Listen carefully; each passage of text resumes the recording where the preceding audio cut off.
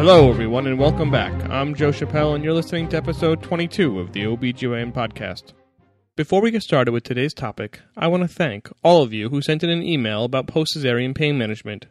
And if you haven't had a chance to send something in, please take just a minute and write in to feedback@obgyn.fm with how your practice or hospital manages pain after a cesarean delivery, in both the immediate setting and once the woman goes home. Once I get enough responses, I'll put them together into a little show, and I'll share all that knowledge back with you. But today we're going to start a new topic. That is Polycystic Ovarian Syndrome. I think it's fascinating. It's also, however, extremely complex. So bear with me, and I hope I can do a good job with it. So let's get started with episode 21, Polycystic Ovarian Syndrome, Part 1. As I said, this is a complex topic, and we could choose one of any multiple entries into the story. But by the 1920s, it was well established that women with oligomenorrhea were sub- or infertile. There was, however, a subset of these women with no menses, or amenorrhea, that had gone relatively unnoticed and unstudied, and that is where I'm going to start my story today. In 1935, Dr. Stein-Leventhal published a case series in the American Journal of Obstetrics and Gynecology, in which they reported on 7 women with amenorrhea and infertility, and I want to dive right into one of those cases. They wrote, quote, Case 1, MG, age 22, married 1.5 years, gravida 0, was first seen October 3, 1928. Her chief complaints were sterility and amenorrhea. Menses began at age 13, irregular, 2 to 7 months, 5-day duration, moderate, no pain. End quote. She was treated with IM estrogen to regulate her menses for several years, and then the story picks up in November of 1929. Quote, menstruated about every 7 weeks. Examination reveals moderate obesity and slight struma. End quote. An examination revealed a normal-sized retroverted uterus and a palpably cystic right ovary. The authors then performed a transabdominal pneumoperitoneum X-ray, which showed very cystic and enlarged ovaries. The authors then went on to perform a laparotomy and wedge resection of both ovaries. As a historical note, that woman remained in the hospital for 12 days after her surgery. It's a long time by today's standards. In any case, the woman began having monthly menses 1 month after the surgery, and went on to have 2 children, and 4 years later was still having normal menstruation. I think that most of us would immediately recognize this presentation as being polycystic ovarian syndrome, and the other 6 women presented are similar. Now, before I really start breaking this down, I want to spend a moment talking about that transabdominal pneumoperitoneum X-ray, because it's something I'd never heard of before. In fact, the author of the paper I was just quoting was one of the first people to describe its use in gynecology. His description of the technique is as follows. First, the woman is given a high enema to remove fecal matter from the colon. Then she is given Demerol for pain and a urinary catheter to drain the bladder. A small incision is made to the left of the umbilicus, and a 20-gauge spinal needle is inserted into the peritoneal cavity. 500 cc's of carbon dioxide is used to insufflate the abdomen to a pressure of 10 to 20 millimeters. Now, as a side note, all of this should sound familiar to laparoscopists. And then, the woman is placed into a modified knee-chest position, and x-rays are taken of the pelvis. The CO2 allows the outlines of the pelvic organs to be visualized, and therefore can give an idea of the relative size and shape of the uterus and ovaries. In a time with limited imaging modalities, this technique was very useful for deciding who would benefit from laparotomy. Now, this technique was eventually eclipsed by the use of the pneumoperitoneum to directly visualize the structures, and as I mentioned, you can see the genealogy of laparoscopy and the methodology they used here. Now, this is not very important to today's discussion, but I just couldn't pass up the opportunity to share that little historical nugget.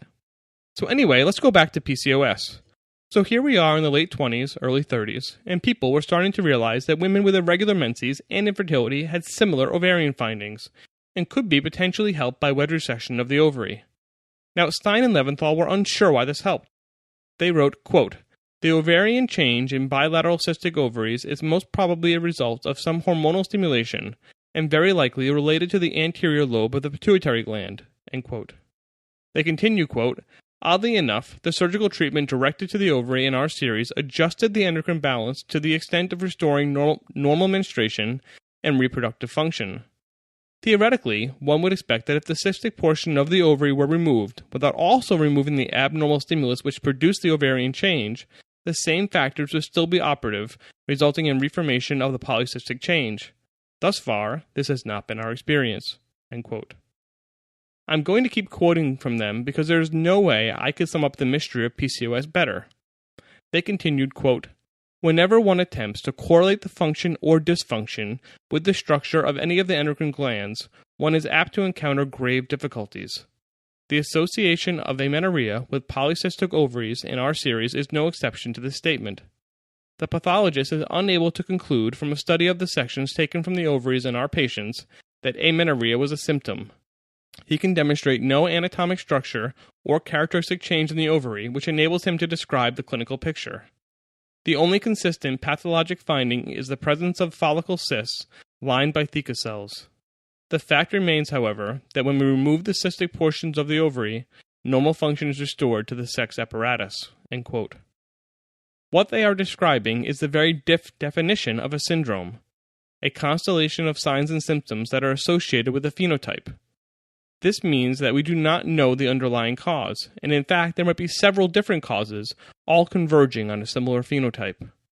For another example of this, you can think of the short cervix in pregnancy. In practical terms, this means that it makes it difficult to even ascertain what the underlying mechanisms are, because first we'd need to be able to split them into neat boxes for research purposes. Now, over the years, we've actually managed to do this a little bit, and I'll get there, but it's important to understand what a barrier this is in both research and clinical terms. Stein and Leventhal's work resulted in the syndrome of amenorrhea and cystic ovaries being named after them, and their approach of laparotomy and wedge resection being one of the primary treatments for the next 2 decades. In their 1935 paper, they mostly focused on amenorrhea, but did mention that some of these women displayed signs of masculinization. Stein kept working on PCOS, and by 1945 had expanded his work, and his description of the signs and symptoms starts to include items we still use today. In his 1945 paper in AJOG, he defines the syndrome as follows, quote, "The characteristics of this syndrome are menstrual irregularity featuring amenorrhea, a history of sterility, masculine type of hirsutism, and less consistently, retarded breast development and obesity." End quote. This was the first time that we really had hirsutism being named as a main component, and he states that about 50% of the women that he cared for presented with some form of it. As far as diagnosis at this time, Stein recommended history and physical exam as the main elements, focusing on menstrual pattern, infertility, hirsutism, and abnormal development of the breasts. If some or all of these findings were present, he recommended the pneumoperitoneum X-ray, which he now called gynecography, to confirm the presence of cystic ovaries before proceeding to laparotomy for treatment. To give you an idea of how varied the presentations were, he studied 53 women.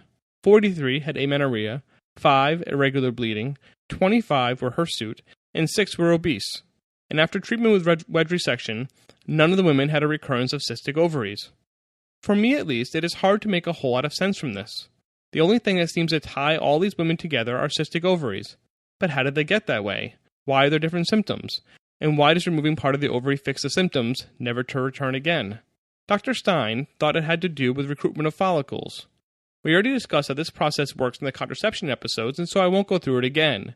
But he thought that somehow many follicles were being activated at once and then getting stuck in a half-mature state. He hypothesized that this layer of half-mature, non-functional follicles created a physical barrier to the normal maturation of follicles. To him, this made sense, because when this layer of abnormal follicles was removed, normal function was restored. Alternatively, perhaps, these multitude of cysts produce some substance, or hormone, that affects the menstrual cycle. Unfortunately, for both Dr. Stein and us, the answer is not that easy, as we'll see. By 1958, when the other half of their duo, Dr. Leventhal, wrote a review for AJOG, they had already started to tease apart some of the cases by attributing them to other causes. By then, it was known that women with severe virilization most often had congenital adrenal hyperplasia, as diagnosed by urinary 17-alpha-hydroxyprogesterone. In the same paper, he also summarized the advances in the hormonal studies in the previous 10 years. He presented data from a group at Iowa University. They found that women with PCOS had low or normal FSH, but elevated LH. Interestingly, at the time there was no way to directly measure these compounds, and so they devised an ingenious experiment. They took urinary samples from each woman and extracted the gonadotropins. These extracts were then injected into immature female mice. The mice were then sacrificed and the ovaries examined histologically. If the Sequel cells were stimulated to hypertrophy with little stimulation of the granulosa, this was considered primarily LH in character. If the reverse were true, with the formation of many cystic follicles, the extract was considered to be primarily FSH. Now, hardly ironclad evidence, but a brilliant hack to get at the underlying cause. Next, he got the reader up to speed regarding the androgenic effects. Given that about half the women with PCOS had hirsutism, many thought that part of the problem might arise from the adrenals. The discovery of congenital adrenal hyperplasia served to squash this theory because the levels of 17-alpha-hydroxyprogesterone were normal in these PCOS women, which means that Leventhal and his contemporaries were stuck with the LH theory, which even they found inadequate. Now, I want to take a break here for a second and talk about the treatment during these early times. Leventhal and Stein, as we already discussed, advocated for surgical treatment given the strong results they observed in terms of fertility. Leventhal in particular cautioned that all other potential causes should be ruled out before laparotomy was performed, given the risks associated with the procedure.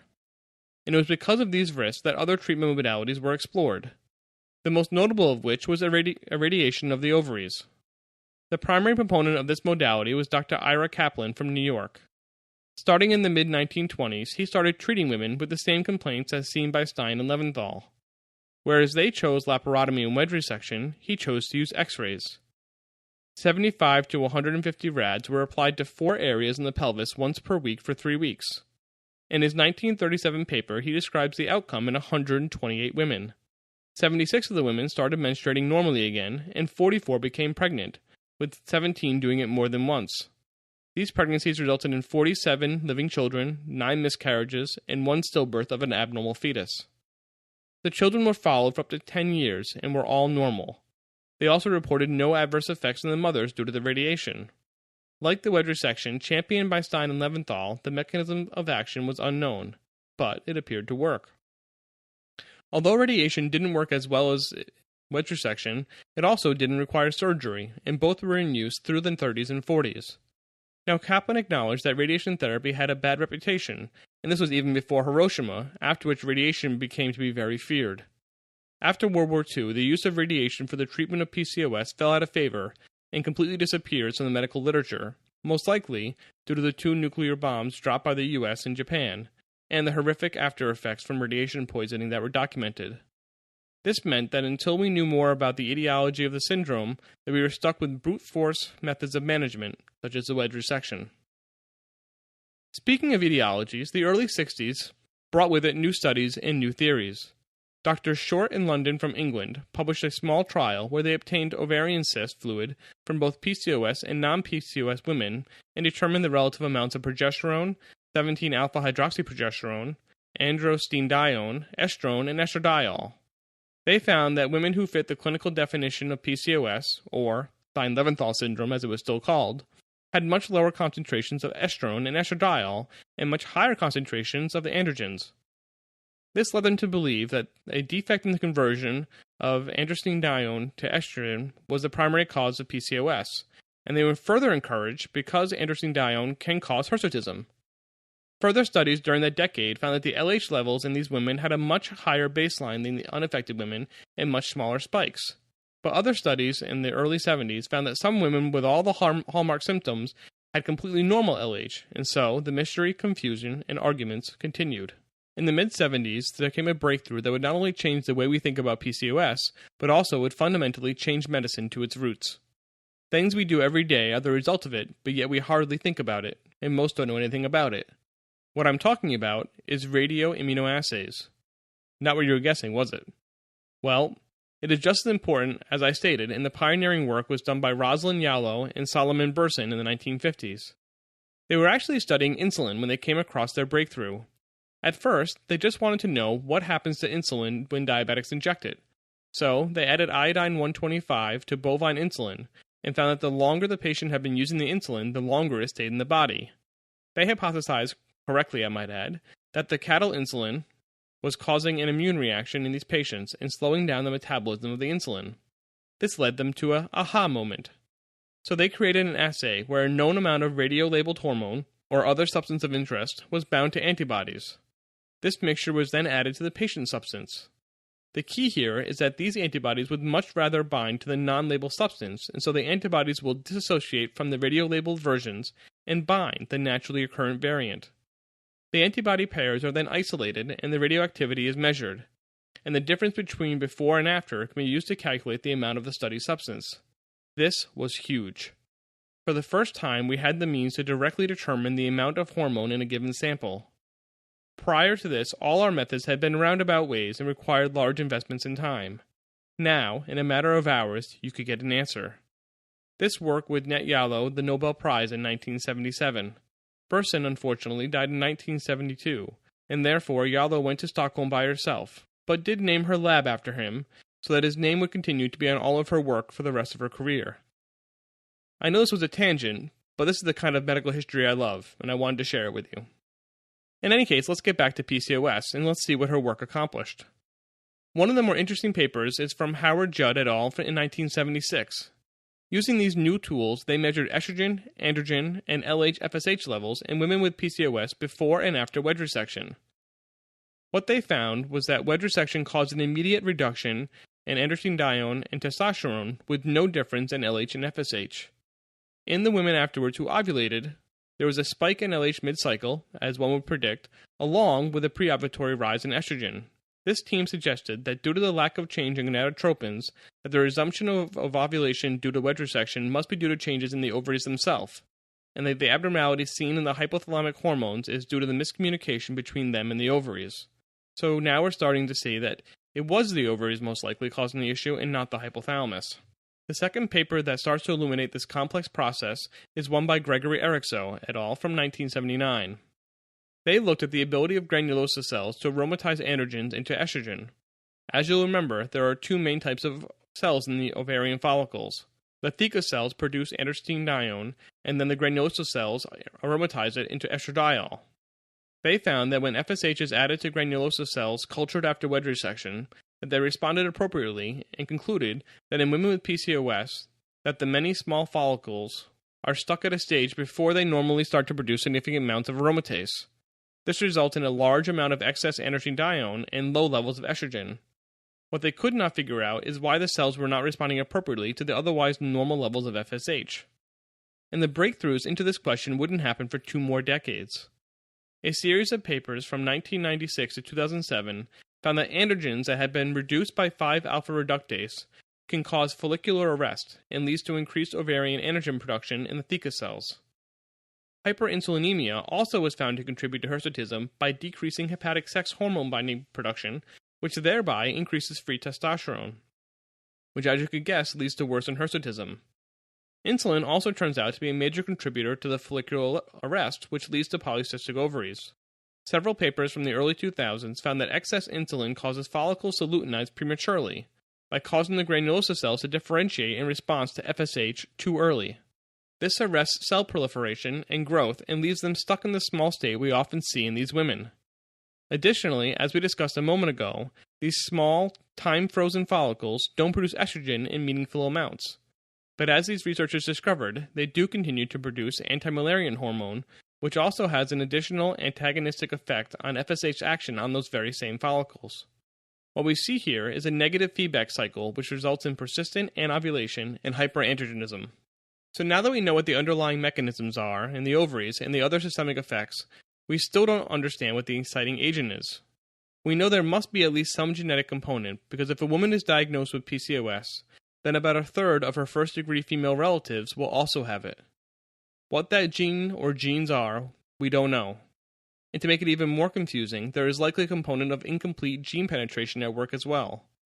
And lastly, in women with low penetration, it is possible that environmental factors may push that woman over the edge into PCOS. This variability in presentation makes it difficult to pinpoint a concrete set of diagnostic criteria. But of course, that doesn't stop people. And the first consensus attempt was in 1990 by the NIH and NICHD. The focus at this time, especially in the US, was on the biochemical aspect of the syndrome, and so they leaned heavily on that. The agreed-upon criteria ended up being oligoovulation, signs of androgen excess, and the exclusion of other disorders that can result in menstrual irregularity and hyperandrogenism. Well, if you are paying attention, you might see that something is missing from this diagnosis, namely the presence of polycystic ovaries. The other thing that wasn't included in the NIH conference were their European colleagues. So, in 2003, the European Society of Human Reproduction and Embryology and the American Society of Reproductive Medicine held a meeting in Rotterdam to come up with their own criteria. Now, they recognized the overall lack of knowledge and decided to be much more inclusive. They therefore chose oligo or anovulation, excess androgen activity, polycystic ovaries by ultrasound, and with only 2 out of the 3 needed to make the diagnosis. These 2 definitions emphasize different aspects of the syndrome. To quote from a Nature Review article in 2011, Guzzari et al. Wrote about the NIH criteria the following, quote, "It makes PCOS a hyperandrogenic disorder of exclusion with an ovarian etiology and/or consequences." He continues, "The 1990 NIH and Androgen Excess PCOS Society criteria emphasize hyperandrogenism, which is closely interrelated with hyperinsulinism, which makes these definitions valuable in understanding metabolic dysfunction and PCOS. The Rotterdam criteria are useful for the diagnosis of PCOS in ethnic groups who do not exhibit clinical hyperandrogenism." End quote. This push and pull between narrow and broad definitions is a familiar issue in medicine, especially when dealing with syndromes. In the early days, as I mentioned, congenital adrenal hyperplasia was included under this umbrella. But as we learn more about the underlying molecular pathways, we move things out from underneath that umbrella. That being said, the Rotterdam criteria are probably the most widely used, so let's dive into them a little bit more. Let's start with androgen excess. First off, if the woman has obvious signs of hirsutism, then it is not necessary to do any biochemical tests. But if absent, then total and free testosterone, as well as DHEAS levels, can be evaluated. It is important to note that these tests are very variable, and a 2006 survey of 25 different labs found 12 different methodologies and reference ranges that differed by up to 350%. Therefore, it is important to use a lab with good quality data, or, if available, a reference lab. Second is oligo or anovulation. Again, if the woman has irregular menses or amenorrhea, then no further testing is needed to verify an abnormality in ovulation. If, however, the woman reports regular menstruation but still has signs of androgen excess, then a luteal phase progesterone can be performed to verify ovulation, as approximately 40% of these women will not ovulate, despite regular menses. Next is a sonogram to evaluate for the presence of polycystic ovaries, and that's pretty straightforward. Last is an evaluation for other causes such as hypothyroid, hyperprolactinemia, and non-classic adrenal hyperplasia, which can best be evaluated by obtaining a morning 17-hydroxyprogesterone level during the follicular phase of the cycle. If elevated, then an acute adrenal stimulation test can be performed to rule it out. Now, using the Rotterdam criteria, if 2 out of the 3 are present, then a diagnosis can be made, and we can start working on the management, which I'm going to hold off for the next episode. In many ways, PCOS reminds me of the onset of labor. We have learned so much about the underlying mechanisms, but still don't know what the inciting agent is. And then even when it starts, it takes on all shapes and sizes. I am confident that we will someday get there, but until then, I agree with the Rotterdam approach, and let's keep the diagnosis broad. In reality, it's not much of a diagnosis anyway, because what we end up treating are the symptoms. In the next episode, we will get into the long and short-term consequences of PCOS and how we can go about managing them. Like so many things in medicine, a good and thorough medical history can get you most of the way towards a diagnosis, with labs and imaging confirming the initial impression. I hope you all enjoyed this journey down the history and diagnosis of PCOS, and I hope you'll join me next time for the management. So until then, thanks for listening.